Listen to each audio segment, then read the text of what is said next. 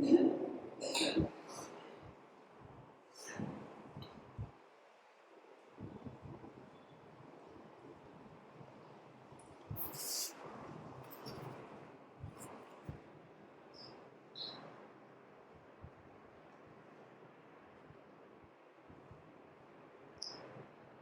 اللہ الرحمن الرحیم۔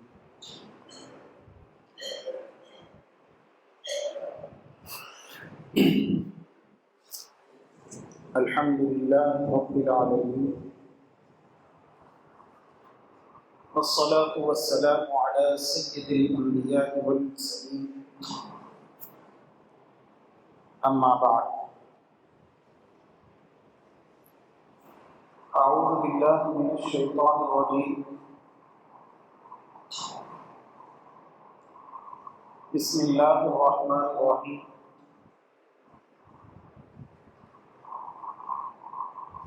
سبحان الذي أسرى بعبده ليلا من المسجد الحرام إلى المسجد الأقصى الذي باركنا حوله لنريه من آياتنا إنه هو السميع البصير۔ صدق الله العلي العظيم۔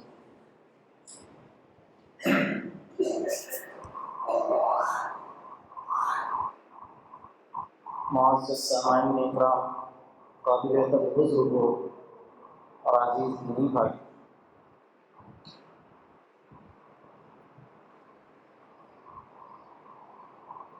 جو حضرات باہر ہیں وہ اندر تشریف لے آئیں۔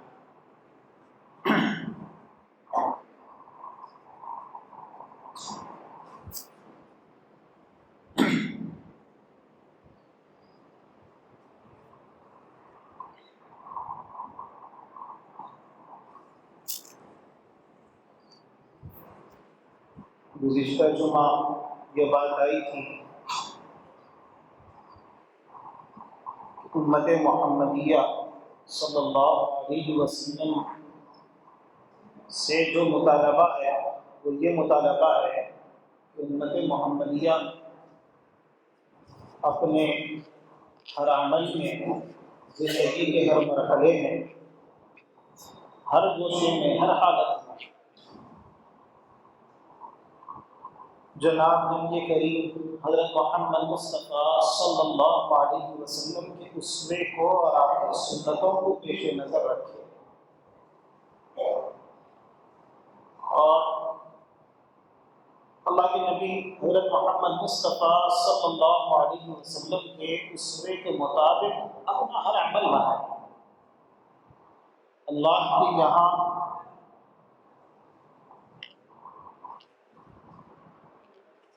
قیامت تک آنے والے مسلمانوں میں سے کسی بھی مسلمان کا عمل جو نبی کریم حضرت محمد مصطفیٰ صلی اللہ علیہ وسلم پر ایمان رکھتا ہو، اس وقت تک قبول نہیں ہوگا جب تک کہ اس کے عمل پر سنت کی مہر نہیں۔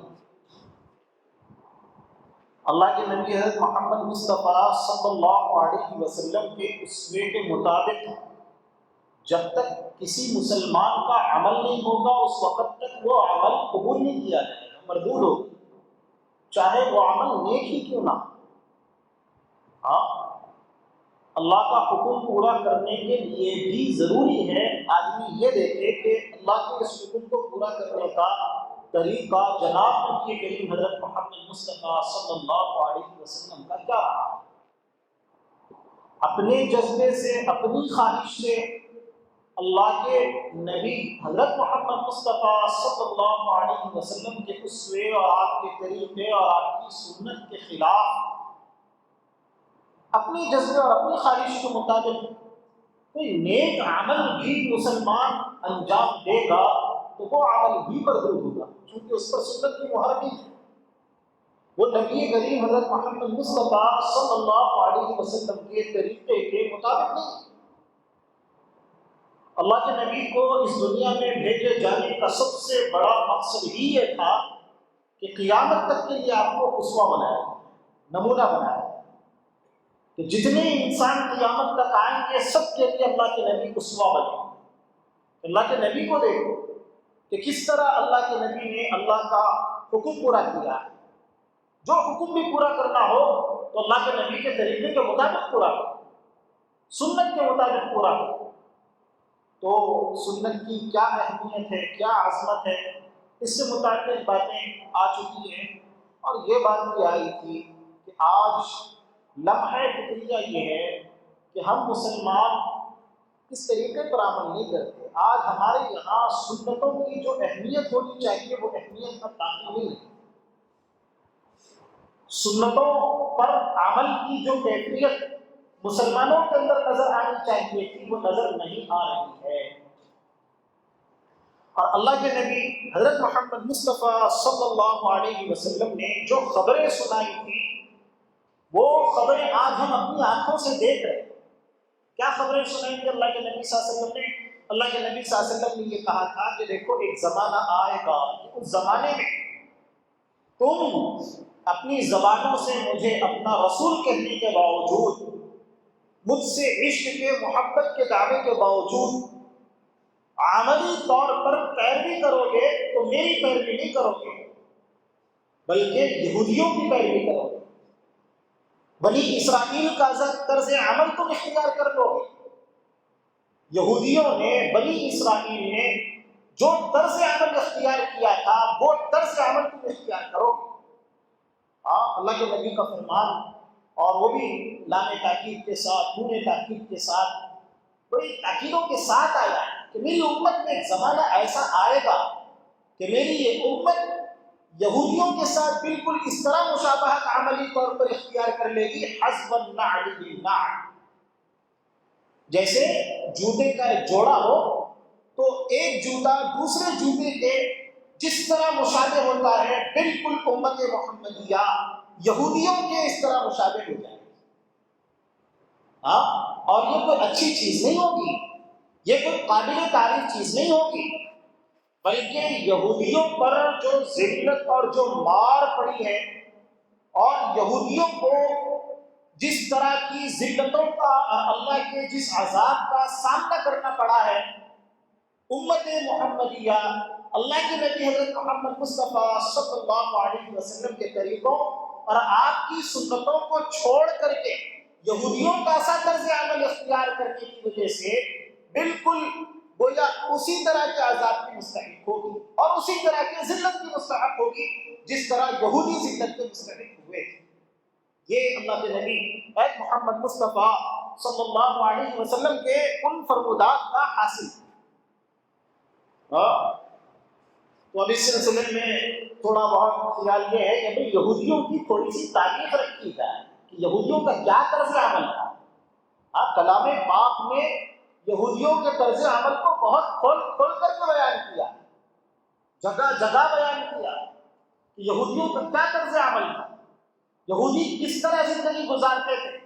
اللہ پاک نے ان کو کس درجے کی فضیلت دی تھی اور کتنے اونچے مقام سے نوازا تھا. اور نبیوں کے ذریعے سے ان کو پوری دنیا کی بہترین قوم بنا دیا گیا ہے، نبیوں کو مبعوث کر کے اور نبیوں کے ذریعے سے آسمانی ہدایتیں دے کر کے. اور اللہ پاک نے ان سے بڑے بڑے وعدے کیے تھے، لیکن وعدے نبیوں کی اولاد ہونے کی وجہ سے نہیں کیے تھے. یہ نبیوں کی اولاد ہے، ان کا خاندان بڑا عزت و شرف والا ہے، تو خاندان کے عزت و شرف والے ہونے کی وجہ سے وعدے نہیں کیے تھے، بلکہ کہا کہ اوفو بعہدی اوفی بعہدکم، دیکھو میرے وعدوں کو تم پورا کرو، میں اپنا وعدہ پورا کروں گا. تو اللہ کے وعدے کیا تھے کہ دیکھو تم پر جو اللہ نے احسان کیا ہے، نبیوں کو بھیجا اور آسمان سے تمہاری قوم میں انسانیت کی ہدایت کے لیے انسٹرکشنز آئے، ہدایتیں آئی. اللہ نے تمہیں منتخب کیا، دیگر قوموں پر تمہیں فضیلت بخشی اور فضیلت بخش کر کے تمہارا انتخاب کر کے تمہاری قوم میں نبیوں کا ایک دراز اور لمبا سلسلہ قائم کیا اور ڈائریکٹ آسمان سے ہدایتیں اترتی رہی، اللہ کی رہنمائی اترتی رہی. تو اب تم اللہ کے اس احسان کی قدردانی کرو. اللہ نے جو نبیوں کو بھیجا، نبیوں کے ذریعے سے جو تعلیمات بھیجی، جو طریقہ بھیجا، جو دین بھیجا، اس کی قدردانی کرو، اس سے چنتے رہو، اس کی حفاظت کرو۔ جب تک تم یہ نبیوں کے ذریعے سے تم کو جو سرمایہ دیا جا رہا ہے اس کی حفاظت کرتے رہو گے تو ہم تمہاری حفاظت کرتے رہیں گے۔ یہ اوفوا بعہدکم فی عہدکم، کہ نسل کی وجہ سے، خاندان کی وجہ سے، چمڑی کے گورے ہونے کی وجہ سے اللہ کا وعدہ نہیں تھا۔ فضیلت جو ملی تھی تو فضیلت اس لیے ملی تھی کہ نبی ان کے قوم میں مبعوث ہوئے اور نبیوں نے ان کو راہ دکھائی، راستہ دکھایا، اور نبیوں کے ذریعے سے دین ملا، اور مطالبہ یہ تھا کہ تم اس دین کی حفاظت کرو اور اس دین کو ہر چیز پر اوپر اٹھانا، اور اللہ نے تمہارے اوپر جو احسان کیا ہے اس احسان کو یاد رکھو۔ جب تک تم میرے اپنے عہد و پیمان کو پورا کرو گے تو میں اپنے جو وعدے اور وعدوں کو پورا کروں گا کہ تمہیں عزت ہوگا۔ حضرت یوسف علیہ السلام کے زمانے میں یہ جو بنی اسرائیل تھے، حضرت یعقوب علیہ السلام کی اولاد کو بنی اسرائیل کہا جاتا ہے۔ حضرت یعقوب کا ایک لقب تھا اسرائیل، تو یہ مصر جا کر کے آباد ہونے میں بڑی عزت ملی تھی۔ حضرت یوسف علیہ السلام کا واقعہ ہم لوگ جانتے ہیں کہ بھائیوں نے ان کے ساتھ حسد کر کے کنویں میں ڈالا تھا، اور اللہ پاک نے کس طرح ان کو عزتوں سے نوازا۔ مصر کے اندر جب قحط سالی کا ایک دور آیا تو آپ نے صاف کہہ دیا تھا کہ مجھے خزانے کی کنجیاں دے دو، انی حفیظ علی، میں انتظام سنبھال کے بتاؤں گا کہ انسانیت کی خدمت کس طرح کی جاتی ہے۔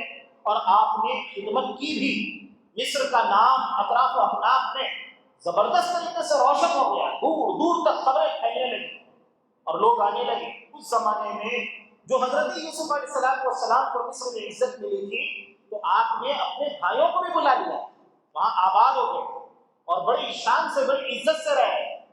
لیکن اس کے بعد پھر جو زبردست طریقے کی غلامی کا دور ان کے اوپر آیا، اور فرعون نے بیگار کے جو خدمت ان سے لی اور جس طرح سے مطلب روزی خالی زندہ رہنے کے لیے تھوڑا بہت کچھ دے دیا کرتا تھا، اور اپنی تعمیرات کے اور اپنے سارے کام کاج بنی اسرائیل سے کروایا کرتا تھا۔ فرعون اور فرعونی قوم تو اعلیٰ درجے کی ذلت سے گزر رہے۔ اللہ پاک نے ان پر احسان کیا، حضرت موسیٰ علیہ السلام کو بھیجا نجات کے لیے کہ بھائی، اور حضرت موسیٰ علیہ السلام فرعون کے پاس آئے اور آ کے کہنے لگے ارسل معی بنی اسرائیل، کہ میرے ساتھ اس بنی اسرائیل کو اب چھوڑ دو، آزاد کر دو، رہا کر دو، بنی اسرائیل کو میں لے کے یہاں سے چلا جاؤں گا۔ تو فرعون آپ بگولا ہو گیا، کہنے لگا کہ یہ اگر بنی اسرائیل چلے جائیں گے تو ہمارا کیا ہوگا، ہمارے کام کاج کون کریں گے، اور میرے پاس طاقت ہے، سلطنت ہے، قوت ہے، انا ربکم الاعلی کا دعویٰ کیا کرتا تھا وہ۔ کہا کہ تم کیسے لے جا سکتے ہو اور کیسے اس طرح کی بات کر سکتے ہو؟ تو وہ تیار تو نہیں ہوا، لیکن اللہ پاک نے نصرت کی، قیادت کی، سمندروں میں راستے نکالے، اور پھر سمندر میں راستے پٹے اور بنی اسرائیل کو فرعونیوں سے نجات ملی۔ میں تفصیلات میں اب جانا نہیں چاہتا، وقت بھی نہیں۔ جب ان کو نجات مل گئی تو اب حضرت موسیٰ علیہ السلام نے اللہ کا حکم سنایا ان بنی اسرائیل کو کہ دیکھو اب تم مصر سے تو آزاد ہو گئے، فرعون اور فرعونی قوم سے تم آزاد ہوئے، اللہ نے تمہیں نجات دے دی۔ جب اللہ نے نجات دے دی تو اب یہ چاہتے ہیں کہ تم اب رہو گے کہاں؟ سمندر سے تو نکل کے آ گئے، لیکن رہو گے کہاں؟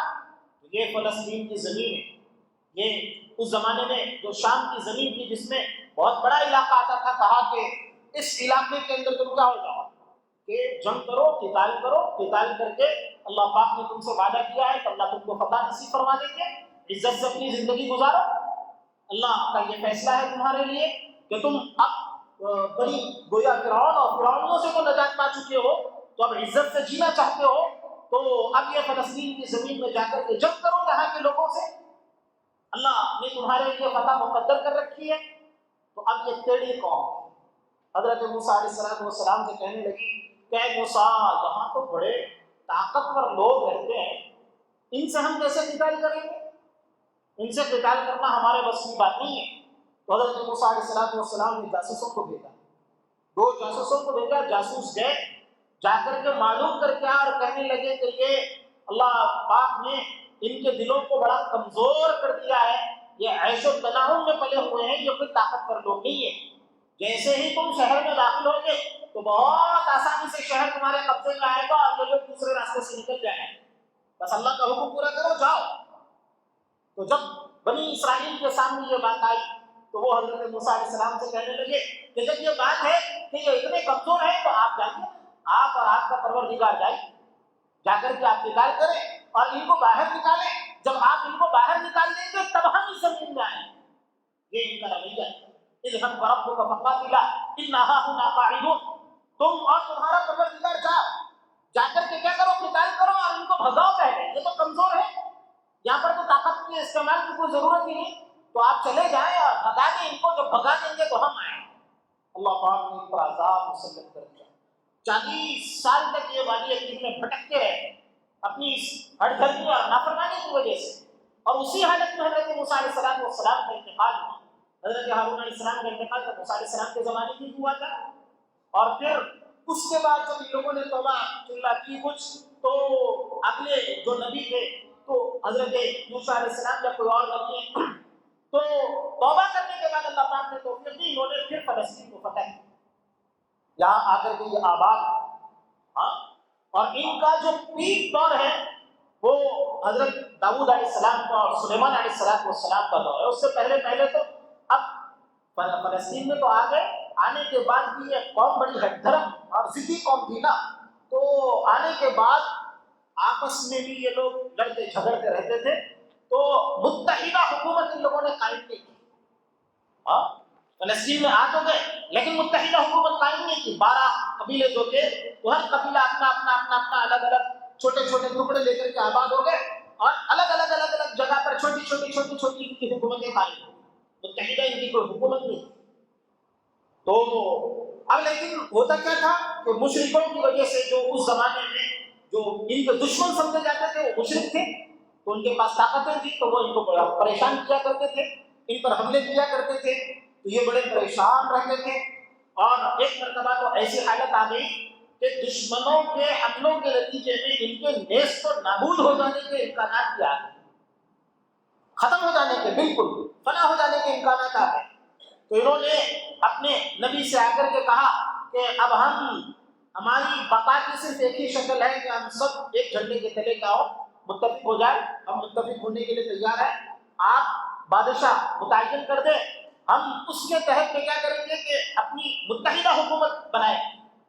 تو جو اس زمانے کے نبی تھے انہوں نے اللہ پاک کے حکم سے بادشاہ متعین کیا۔ ان میں سے جو 12 فرقے تھے تو ہر سردار یہ سمجھتا تھا کہ ہمیں بادشاہ بنایا جائے گا، لیکن اللہ پاک کی طرف سے جو ان کے لیے بادشاہ کا انتخاب ہوا وہ حضرت طالوت کا انتخاب ہوا۔ طالوت کو اس زمانے میں کوئی جانتا نہیں تھا، وہ بڑے اللہ والے تو تھے لیکن کوئی جانتا نہیں تھا، اور کوئی قبیلوں میں کوئی بڑے قبیلے کے سردار اردار اس طرح کی کوئی بات کی۔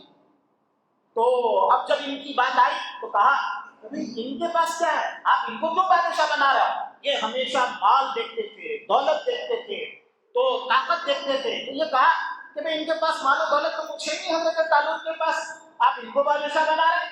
تو کہا کہ اللہ کی یہی مرضی ہے، دیکھو اگر تم متحدہ حکومت قائم کرنا چاہتے ہو تو طالوت کو بادشاہ مانو، اگر نہیں تو تم اللہ کے حکم۔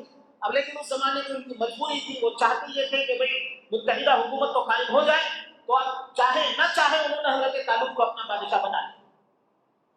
جب حضرت طالوت کو انہوں نے اپنا بادشاہ بنایا تو حضرت طالوت کے توسط سے اللہ پاک نے ان کو عزت نصیب فرمائی۔ جالوت کلام پاک نے نقل کیا ہے، وقت یہ جالوت جو ہے نا، جالوت اس زمانے کا ظالم بادشاہ، حضرت طالوت کی سلطنت میں یہ جو بنی اسرائیل ہے ان کے اندر ایک داؤد علیہ السلام معمولی سے آدمی تھے اس زمانے میں ان کو کوئی پہچانتا بھی نہیں تھا، انہوں نے پتھر مار کر کے جالوت کا قتل کر دیا، اور اللہ پاک نے غلبہ عطا فرما دیا۔ حضرت طالوت کی جو بادشاہت تھی اور حضرت طالوت کا جو لشکر تھا، اس لشکر کو اللہ پاک نے فتح نصیب فرمایا، اور اس لشکر میں حضرت داؤد علیہ السلام نے اپنا جو ان کے مخالف جو سب سے بڑا سردار تھا جالوت، جو بادشاہ کا ظالم سرکش، اس کو قتل کر دیا تھا حضرت داؤد علیہ السلام۔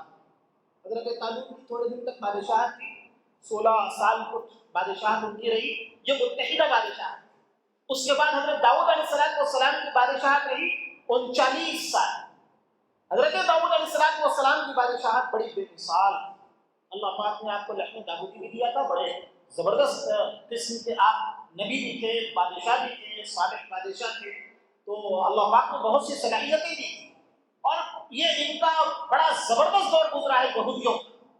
پھر اس کے بعد حضرت سلیمان علیہ السلام کا جو دور حکومت ہے وہ بھی 39 سال، تو 39 اور پھر وہ 16، ٹوٹل 94 سال ان کی متحدہ حکومت تھی۔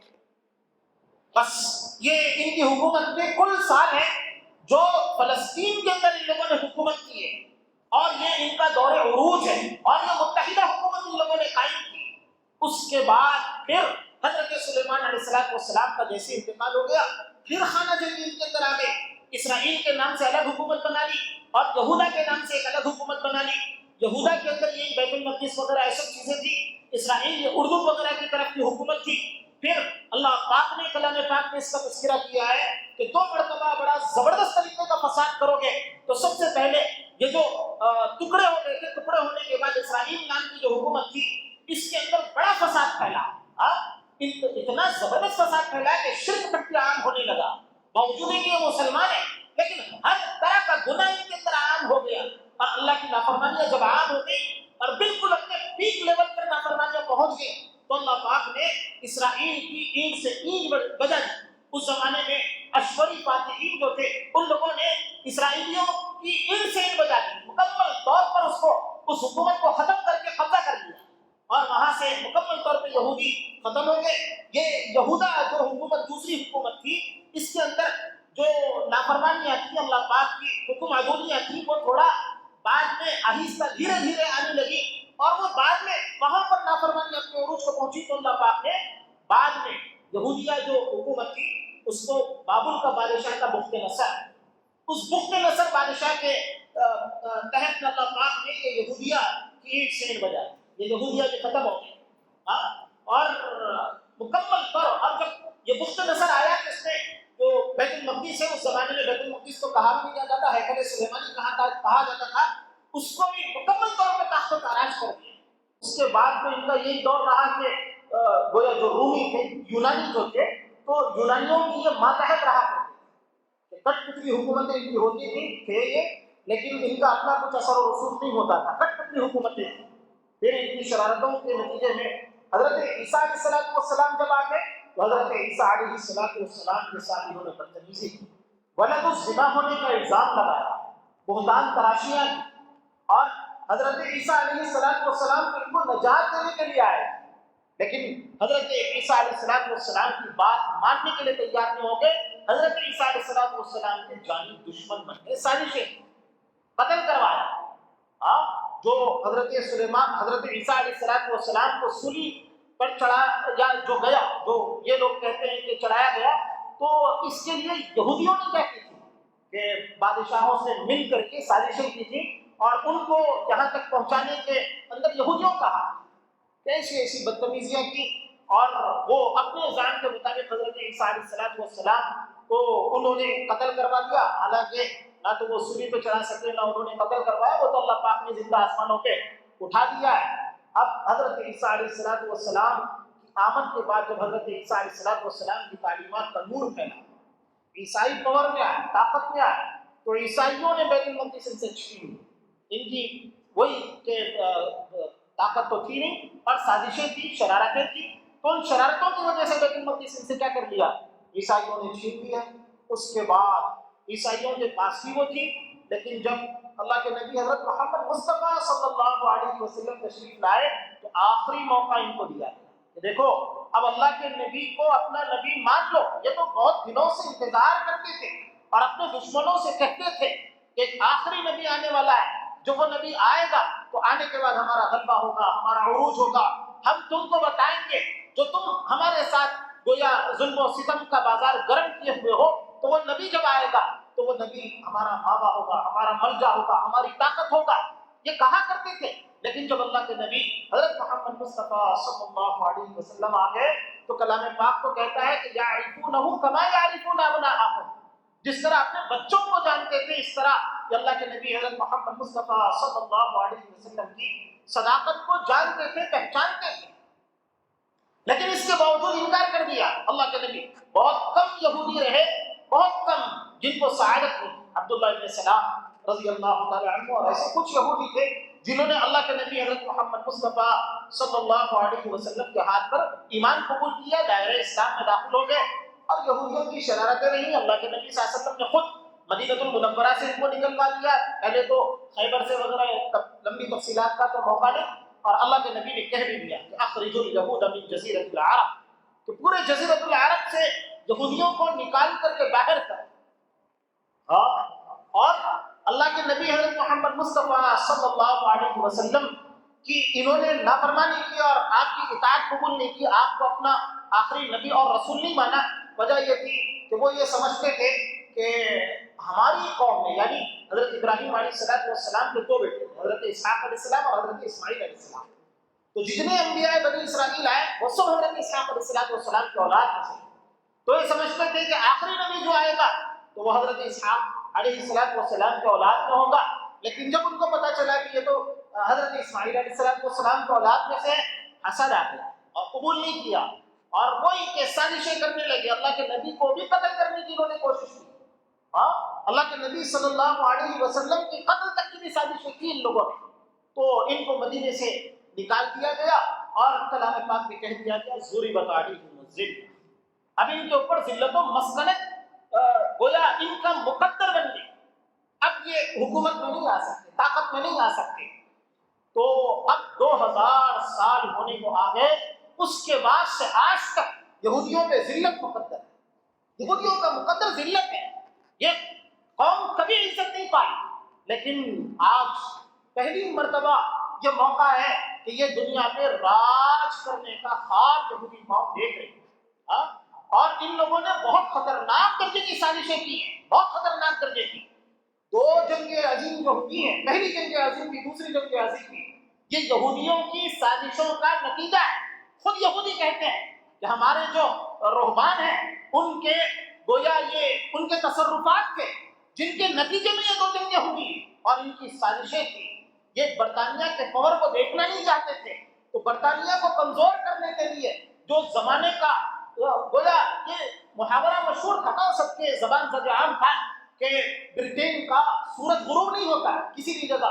اتنی بڑی زمین پر اس کی حکومت تھی، تو اس کی حکومت کو ختم کرنے کے لیے اور اس کی حکومت کو کمزور کرنے کے لیے پہلی جنگ عظیم یہودیوں کی سازش، اس کی سازش سے. اور ہوا بھی ایسے کہ پہلی جنگ عظیم میں برطانیہ ایک دم کمزور ہو گیا، اور برطانیہ جب کمزور ہو گیا تو اس کی مالی مدد ان لوگوں نے مشروط طور پر یہودی ایک ایسی قوم ہے جو دنیا پرست قوم ہے، دنیا کی لالچی ہے. مال کی محبت اور عہدوں کی محبت، دنیا کی محبت اس کے رگ و ریشے میں سرایت کی ہوئی ہے مکمل طور پر. تو یہ گویا اور جتنے نبیوں کے ساتھ ان لوگوں نے بدتمیزی کی، قتل کیا، تو اس کی وجہ بھی ان کی یہی دنیا پرستی تھی کہ اپنے مفاد کے خلاف وہ کسی چیز کو دیکھنا نہیں چاہتے، اور ہمیشہ مال دولت یہ چیزیں ان کا. تو ان لوگوں نے سازشیں کھیل کر کے ایک مافیا قائم کر دیا، بینکنگ مافیا، سودی نظام چلایا، قرضوں کی معیشت چلائی، برطانیہ کی مدد کی دوسری جنگ عظیم میں. اور پھر گویا اس مدد کے نتیجے میں ان لوگوں نے کیا کیا کہ یہ کہا کہ ہمیں فلسطین میں آباد کرنے کا موقع دو. فلسطین یہ برطانیہ جس طرح ہندوستان کے علاقے پر برطانیہ کا کنٹرول تھا، اسی طرح فلسطین کے علاقے میں بھی برطانیہ کا کنٹرول تھا. تو یہ کہا کہ اس جگہ پہ ہمیں آباد ہونے کا موقع دو. اور یہودی یہ چاہتے تھے کہ اب ہمیں حکومت میں آنا ہے، لیکن یہودی پوری دنیا میں تر پھیلے ہوئے ہیں. اس کے لیے ان کو ایک جگہ جمع کرنا تھا. کہاں جمع کریں؟ میٹنگیں ہوئی، کئی طرح کی میٹنگیں، اور کئی علاقے ان کے سامنے آئے. لیکن کہا کہ کسی علاقے پہ یہودی ایک جگہ اکٹھا نہیں ہو سکتے سوائے بیت المقدس کے. بیت المقدس کا نام ایک ایسا نام ہے کہ بھائی جہاں پر یہودی سیٹل ہو اچھی طرح اطمینان کے ساتھ کسی یورپی کنٹریز میں رہ رہے ہو، تو وہ وہاں سے نکل کر کے دنیا کے مختلف علاقوں سے نکل کر کے کسی ایک جگہ جمع ہوں گے. تو کیسے جمع ہو سکتے ہیں؟ کیوں کر جمع ہوں گے؟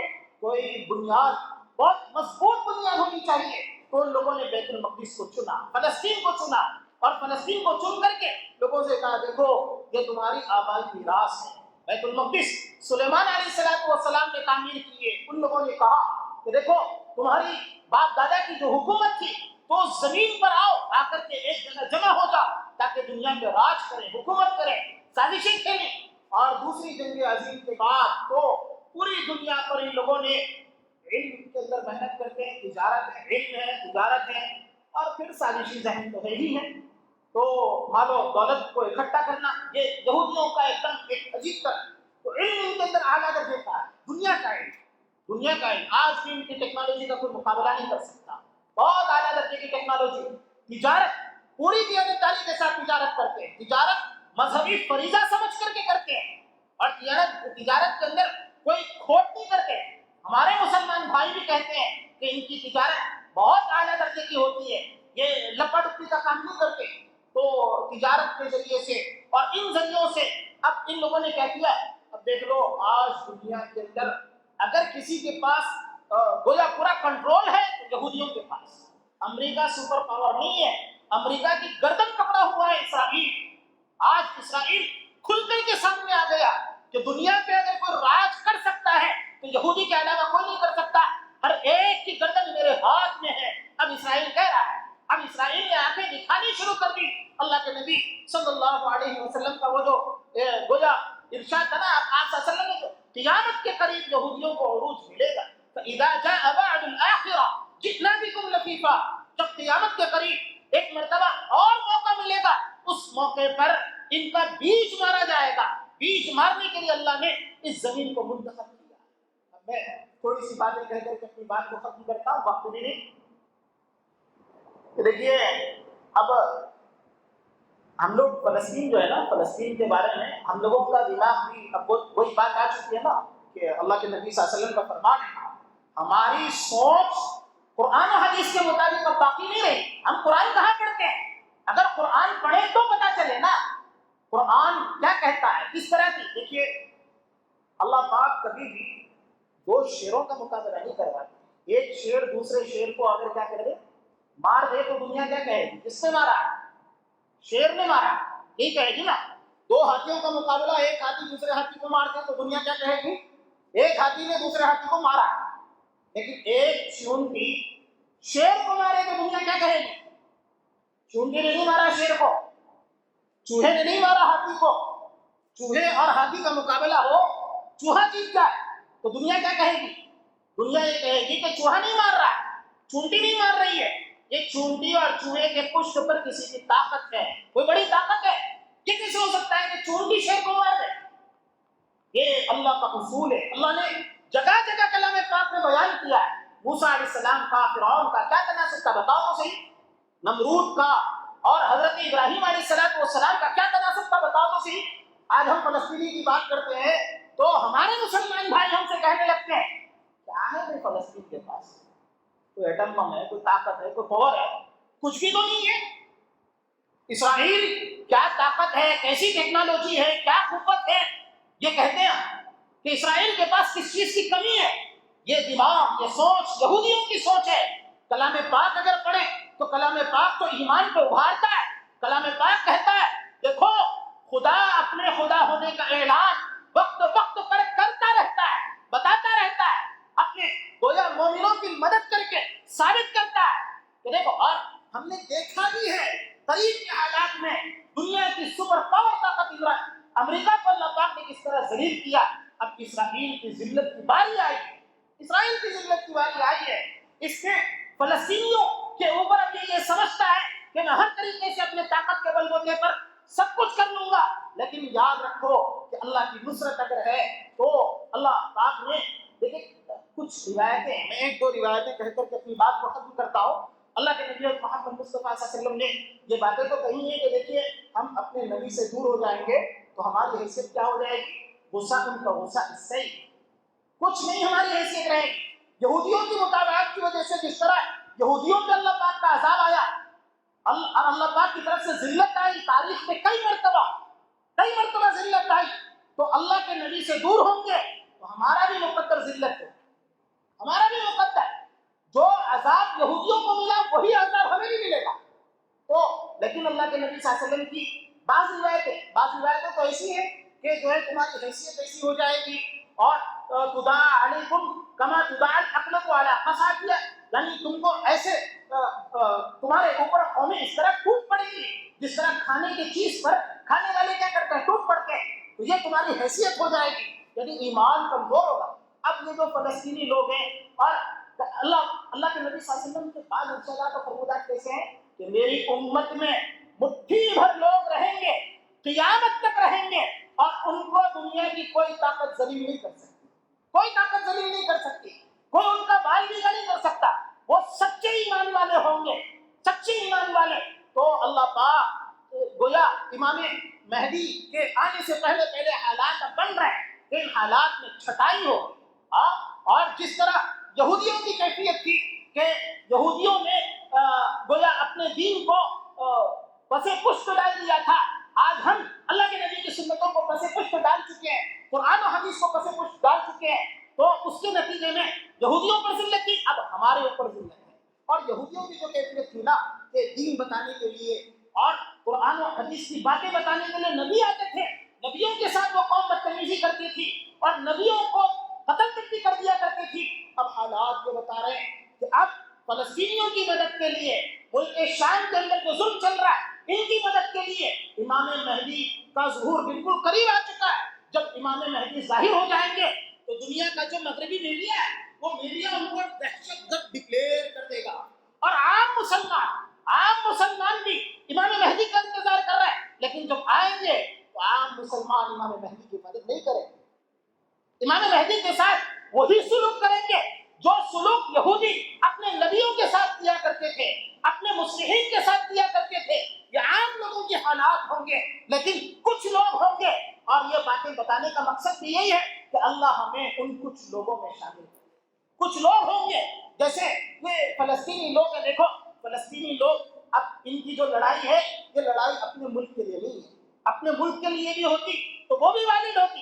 ہندوستان میں ہمارے ملک پہ انگریزوں نے قبضہ کیا تھا، ہم نے بھگایا کہ نہیں بھگایا؟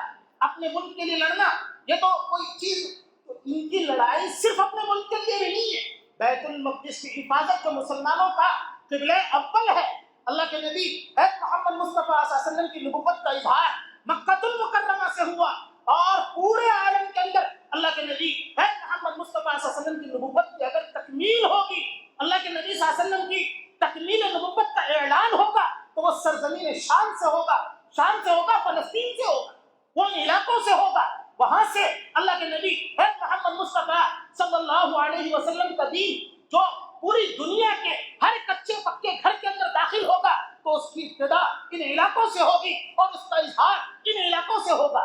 آج اگر یہ لوگ کھڑے ہوئے ہیں تو اپنے ملک کو بچانے کے لیے نہیں بلکہ بیت المقدس کو بچانے کے لیے جہادی جذبے کے ساتھ یہ کھڑے ہیں۔ دیکھو اگر کوئی اپنے ذاتی مفاد کے لیے کھڑا ہو جائے تو اس کی مدد نہیں ہوتی۔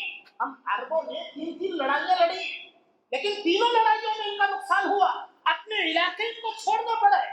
مصر کے بہت سے علاقے اسرائیل نے قبضہ دیے تھے، 2 سیکنڈ بھی ٹک نہیں سکے، تھوڑی مدت کے لیے بھی یہ اسرائیل کے آگے گویا اپنی طاقت دکھا نہیں سکے۔ کیوں؟ وہاں پر پشت پر دین نہیں تھا، ایمان نہیں تھا۔ آج ایمان کی بنیاد پر فلسطین کھڑا ہوا ہے، اسرائیل ایڑی چوٹی کا زور لگا رہا ہے، امریکہ ایڑی چوٹی کا زور لگا رہا ہے، لیکن نیست و نابود کرنا چاہے تو یہ نیست و حالات آئیں گے، اور بہت سخت حالات ہیں، ظلم ہے، یہ ظلم پوری دنیا دیکھ رہی ہے، لیکن اب یہ جو اس کے باوجود انشاءاللہ اللہ پاک اگر مدد کریں گے تو ان مجاہدین کی مدد کریں گے، اور دنیا دیکھے گی کہ اللہ ایک چونٹی کے ذریعے سے شیر کو مروائے، ایک چوہے کے ذریعے سے ہاتھی کو مروائیں گے۔ تو یہ حالات ہیں۔ اب ان حالات کو ہم آپ لوگوں کے سامنے پیش کرنے کا مقصد یہ ہے کہ ہم اپنے ایمانی جذبے کو بیدار کریں، ہمارا شمار دجالی لشکر میں نہ ہو، ہم اللہ کے نبی کے وفادار بنے، اللہ کے نبی کے وفادار بن کر کے گویا ہم اپنی وفاداری کا ثبوت پیش کریں، تاکہ اب جو فیصلے کا وقت آ رہا ہے تو یہ فیصلے کا وقت ہمارے لیے بربادی بن کر کے سامنے نہ آئے، بلکہ ہمارے لیے دنیا اور آخرت دونوں جہاں کی نجات کا سبب بنے۔ اللہ پاک کہنے سننے سے زیادہ عمل کی توفیق نصیب فرما۔ آمین۔